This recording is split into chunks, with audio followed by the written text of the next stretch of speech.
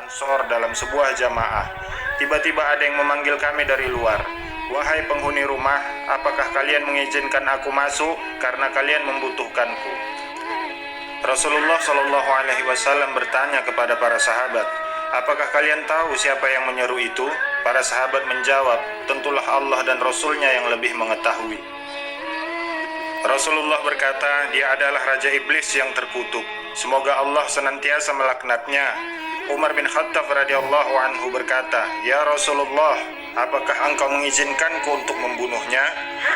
Nabi SAW berkata pelan, bersabarlah wahai Umar, apakah engkau tidak tahu bahwa dia termasuk yang tertunda kematiannya sampai waktu yang ditentukan pada hari kiamat?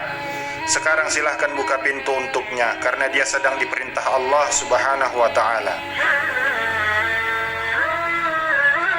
Ibnu Abbas berkata, maka dibukalah pintu. Kemudian iblis masuk ke tengah-tengah kami dengan wajah seorang yang sudah tua bangka dan buta sebelah matanya.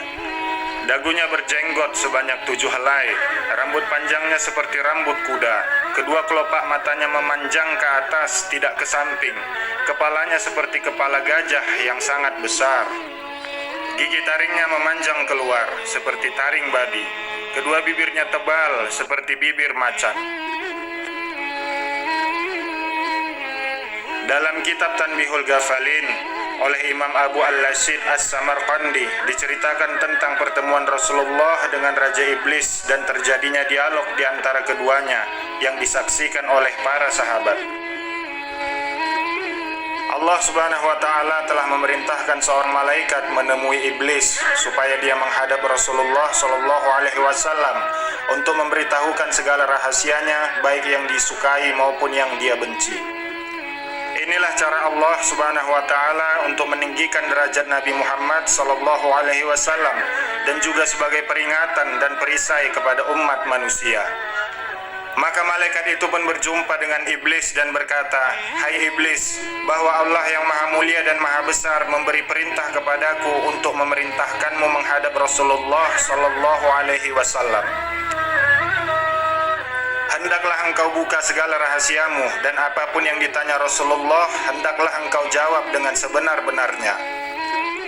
Jika engkau berdusta walau satu perkataan pun, niscaya akan terputus semua anggota badanmu, uratmu, serta disiksa dengan azab yang sangat keras. Mendengar ucapan malaikat yang dahsyat itu, iblis sangat ketakutan. Maka segeralah dia menghadap Rasulullah Sallallahu Alaihi Wasallam. Setelah sampai di dekat Rasulullah, iblis pun memberi salam sehingga 3 kali, tetapi tidak juga dijawab oleh Rasulullah Shallallahu Alaihi Wasallam. Maka iblis menjawab sendiri salamnya dengan ucapan alaihi laknat, aku makhluk terkutuk. Iblis berkata, ya Rasulullah, mengapa engkau tidak menjawab salamku? Bukankah salam itu sangat mulia di sisi Allah? Maka jawab Nabi dengan marah, hai musuh Allah, kepadaku engkau ingin menunjukkan kebaikan? Janganlah mencoba menipuku sebagaimana kau tipu Nabi Adam alaihissalam sehingga keluar dari surga. Habil mati teraniaya dibunuh Kabil dengan sebab hasutanmu. Nabi Ayub engkau tiup dengan asap beracun ketika sedang sujud kepada Allah sehingga dia sengsara beberapa lama. Nabi Daud dengan perempuan Uria, Nabi Sulaiman meninggalkan kerajaannya karena engkau menyamar sebagai istrinya, dan begitu juga beberapa anbiya dan pendeta yang telah menanggung sengsara akibat hasutanmu. Hai iblis, sebenarnya salam itu sangat mulia di sisi Allah Azza wa Jalla.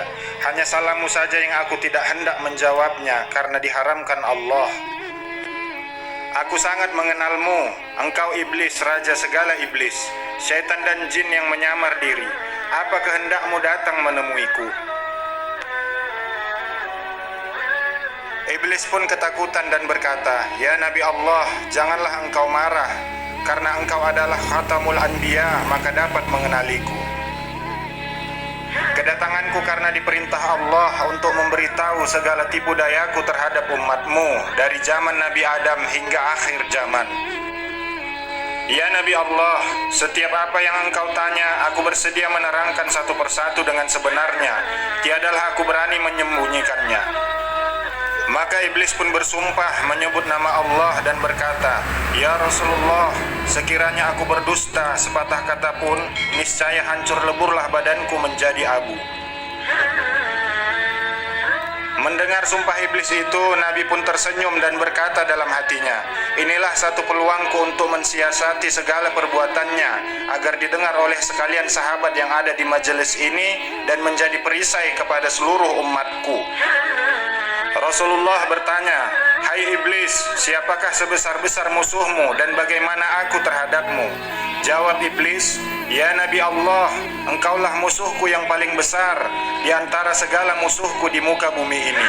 Maka Nabi pun memandang wajah iblis dan iblis pun menggeletar karena ketakutan. Sambung iblis, "Ya Khatamul Anbiya, adapun aku dapat merubah diri seperti sekalian manusia, binatang, dan lainnya hingga rupa dan suara tidak berbeda, kecuali dirimu saja yang tidak dapat aku tiru karena dicegah oleh Allah. Kiranya aku menyerupai dirimu, maka terbakarlah diriku menjadi abu." Rasulullah bertanya lagi, "Hai iblis, bagaimana perbuatanmu kepada makhluk Allah?" Iblis berkata, "Adalah satu kemajuan perempuan yang meregangkan kedua pahanya kepada laki-laki yang bukan suaminya, membuka setengahnya hingga mengeluarkan benih yang salah sifatnya.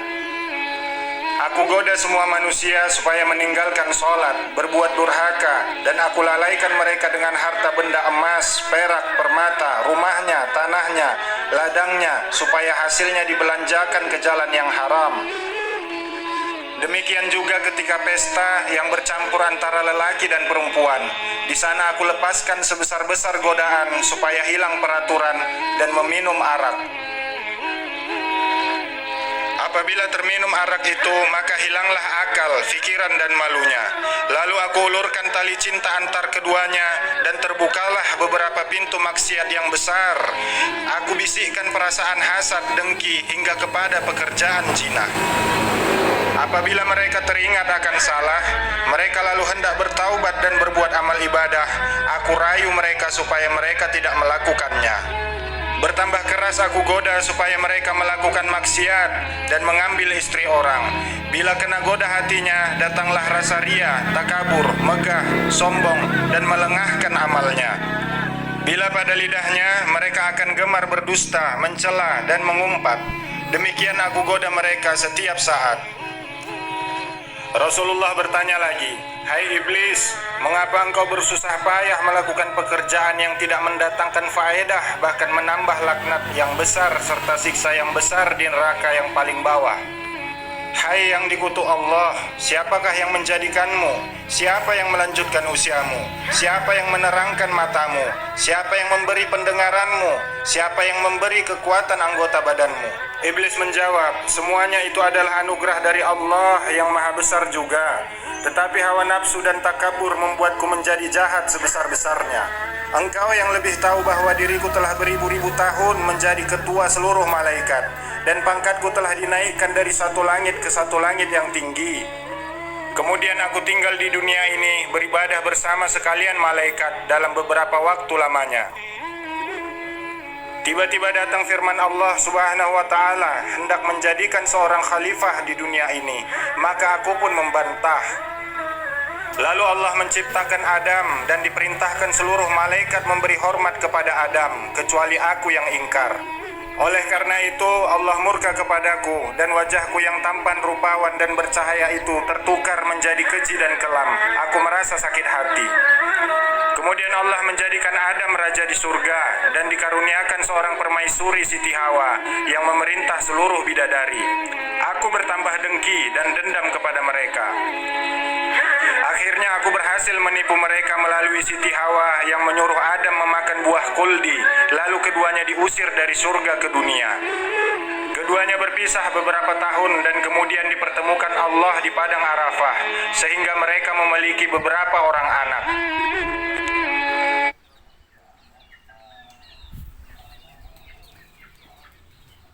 Lelakinya Qabil supaya membunuh saudaranya Habil. Itu pun aku masih tidak puas hati, dan berbagai tipu daya aku lakukan sehingga hari kiamat. Sebelum engkau lahir ke dunia, aku beserta bala tentaraku dengan mudah dapat naik ke langit untuk mencuri segala rahasia, serta tulisan yang menyuruh manusia beribadah, serta balasan pahala dan surga mereka. Kemudian aku turun ke dunia dan memberitahu manusia yang lain daripada apa yang sebenarnya aku dapatkan dengan berbagai tipu dayaku, hingga mereka tersesat. Tetapi ketika engkau lahir ke dunia ini, maka aku tidak dibenarkan oleh Allah untuk naik ke langit serta mencuri rahasia lagi, karena banyak malaikat yang menjaga di setiap lapisan pintu langit. Jika aku bersikeras juga hendak naik, maka malaikat akan melontarkan anak panah dari api yang menyala. Sudah banyak bala tentaraku yang terkena lontaran malaikat itu, dan semuanya terbakar menjadi abu.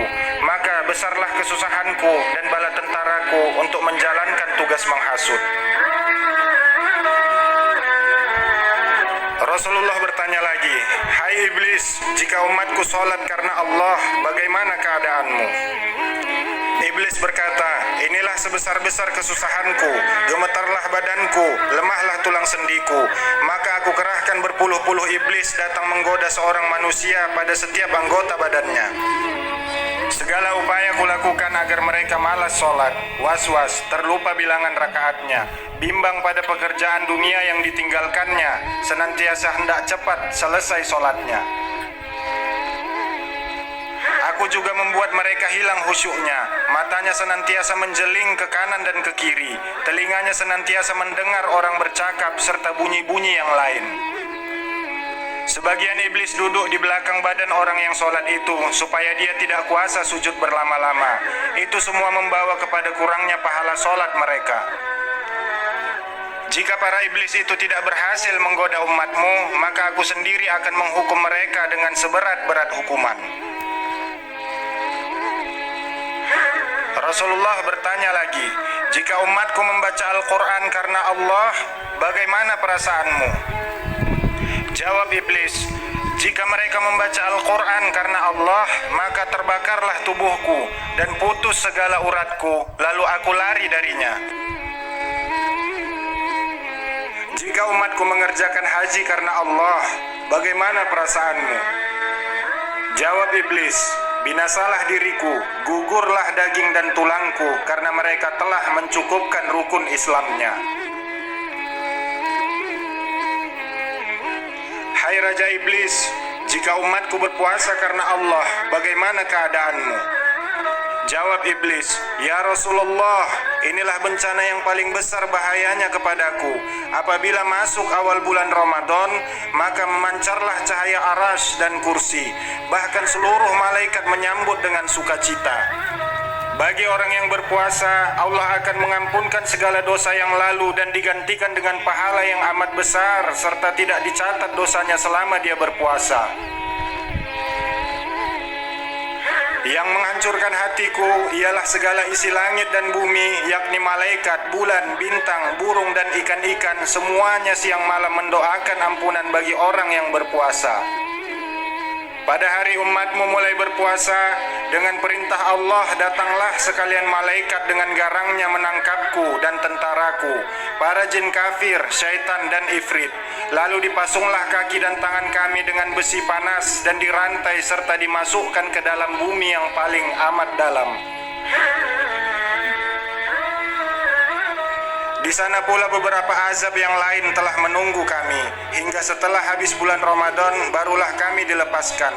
Umatmu telah merasakan ketenangan berpuasa dan bersahur seorang diri di tengah malam tanpa rasa takut dibandingkan bulan biasa. Hai iblis, bagaimana seluruh sahabatku menurutmu? Jawab iblis, "Seluruh sahabatmu adalah sebesar-besar musuhku. Tiada upayaku melawannya dan tiada satupun tipu dayaku yang dapat masuk kepada mereka. Karena engkau sendiri telah berkata, seluruh sahabatmu adalah seperti bintang di langit. Jika kamu mengikuti mereka, maka kamu akan mendapat petunjuk." Bagaimana tipu daya engkau kepada umatku? Jawab iblis, Umatmu ada 3 macam. Yang pertama seperti hujan dari langit yang menghidupkan segala tumbuhan, yaitu ulama yang memberi nasihat kepada manusia supaya mengerjakan perintah Allah dan meninggalkan larangannya. Seperti kata Jibril alaihissalam, ulama itu adalah pelita dunia dan pelita akhirat. Yang kedua, umatmu seperti tanah, yaitu orang yang sabar, syukur, dan ridho dengan karunia Allah, suka beramal soleh, tawakal kepada Allah, dan selalu berbuat kebajikan.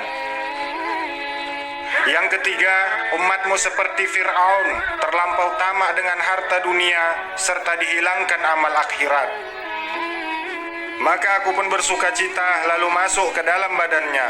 Aku putar hatinya ke lautan durhaka, dan aku bisa mengarahkannya kemana saja untuk mengikuti kehendakku.